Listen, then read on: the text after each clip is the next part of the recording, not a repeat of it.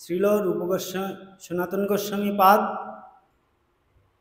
শ্রীমান মহাপ্রভুর চরণে প্রার্থনা করে বলেছিলেন যে প্রভু, কে আমি কেনে আমা মোরে যারে তাপত্রয়, ইহা নাহি জানি মোর কইছে হিত হয়। আর কি বললেন? বলছেন যে সাধ্য সাধন তত্ত্ব পুছিতে না জানি, কৃপা করি সব তত্ত্ব কহত আপনি। এখন মহাপ্রভু বললেন যে সনাতন, তুমি সব জানো, তবু সাধুর কর্তব্য হচ্ছে জগৎজীবকে যে কীভাবে প্রশ্ন করতে হয়, সাধুগুরু চরণে প্রার্থনা কিভাবে করতে হয়, প্রশ্ন কিভাবে করতে হয়, তাই শ্রীমান মহাপ্রভুর চরণে সনাতন গোস্বামী পাদ এই প্রশ্ন করে জগৎজীবের হয়ে শ্রীমান মহাপ্রভুর চরণে প্রার্থনা করেছিলেন।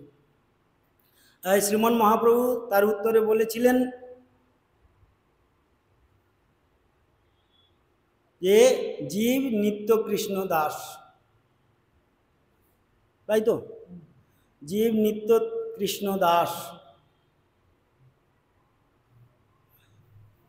তা সেই কথা যখন ভুলে গেলেন, জীব যখন ভুলে যায়, তখন এই তার ত্রিতাপ দুঃখে তাকে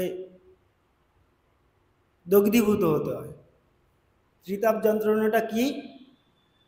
আধ্যাত্মিক, অধিদৈবিক, আদি ভৌতিক, এই ত্রিতাপ যন্ত্রণা তাকে ভোগ করতে হয়।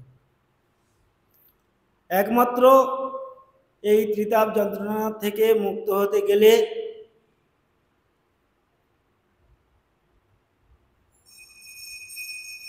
ভগবানের ভজন ব্যতীত আর অন্য কোনো গতি নাই।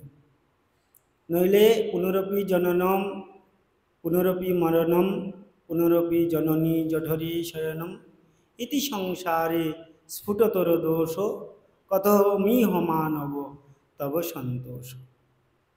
পুনরপি পুনঃ পুনঃ জন্মগ্রহণ করবে। গর্ভবাস মহাদুঃখাৎ ত্রাহিমাং মধুসূদন। গর্ভবাস মানে যত রকম কষ্ট আছে তার মধ্যে অত্যন্ত কষ্টকর, অত্যন্ত দুঃখজনক, বেদনাদায়ক, সেই কষ্ট থেকে উদ্ধার পাওয়ার জন্য ভগবানকে ডেকেছিলেন। ভগবান সেই গর্ভ থেকে উদ্ধার করেছিলেন।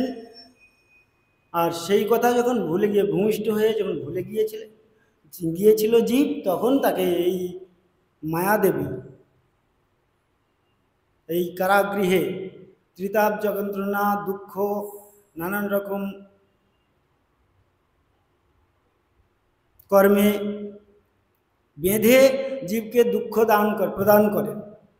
তাই সেই মায়া থেকে উত্তীর্ণ হতে গেলে গীতাতে বলছেন দৈবী যেসা গুণময়ী মম মায়া দূরত্বয়া মামেব যে প্রপদ্যন্তে মায়া মেতং তরন্তি।